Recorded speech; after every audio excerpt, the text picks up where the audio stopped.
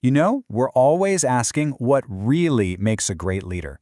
We hear a lot about bold new strategies and cutting-edge techniques, but what if the most powerful answers have been around for centuries? Today, we're going to uncover some truly timeless principles of leadership, ones that are rooted in ancient wisdom. It's the big question, isn't it? The one that people have been trying to answer forever. Is it all about charisma or just having a ton of power? Maybe it's being a brilliant strategist.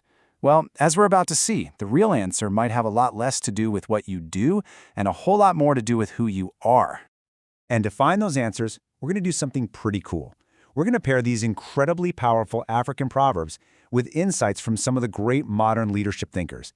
And this blend, this mix of old and new, it reveals some universal truths about what it really takes to lead. So let's dive in.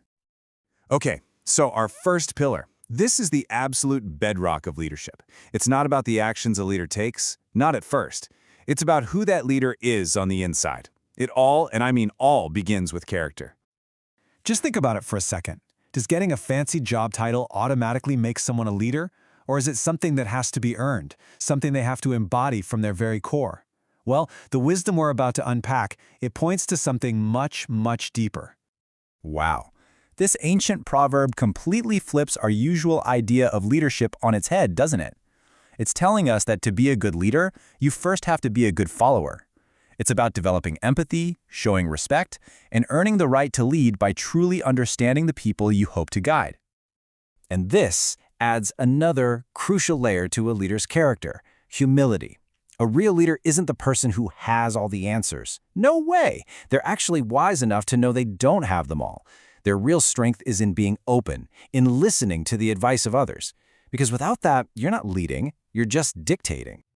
So, once that foundation of character is solid, what's next? Well, a leader needs a vision. This second pillar is all about taking that internal strength, that character, and turning it into external action. It's about creating a clear destination and mapping out how we're all going to get there. Here we've got a classic definition from the leadership guru Warren Bennis. See, vision isn't just some fluffy daydream. It's a practical skill. It's the ability to take an idea, a better future, a new project, a stronger team, and make it real. Make it something people can actually see and touch and work towards. And Peter Drucker builds on this with such a powerful thought. Get this. A leader with real vision doesn't just sit back and wait to see what the future holds. Nope. They're proactive. They see the future they want and they start building it right here, right now, piece by piece. Vision, in other words, is an act of creation. And this quote from John C. Maxwell just wraps it all up perfectly. It's like a three-step journey. First, you have to have the clarity to know the way. Second, you've got to have the guts to go down that path yourself. You have to live and breathe it. And finally, you have the responsibility to show that way to others, to guide them along with you. All right? But even with incredible character and a crystal clear vision, a leader is absolutely nothing without their people. And that brings us to our final and maybe most important pillar: community. Because true leadership is never, ever a solo performance. It's always a team sport. This proverb from Ghana paints such a beautiful and powerful picture. The baobab tree is just massive. It's ancient, and its trunk is so wide it would take a whole group of people holding hands just to circle it. The message is so clear. Wisdom is just too big for any one person to grasp alone. A leader has to draw on the collective strength and insight of the entire group. That baobab proverb perfectly captures this idea of collective wisdom. It's this simple but profound concept that the group, together, is smarter, more creative, and more powerful than any single person in it. And a great leader's real job? It's to unlock that shared wisdom. And here's one more beautiful, elegant metaphor for you. Just think about it for a second. A single bracelet on your wrist. It's silent.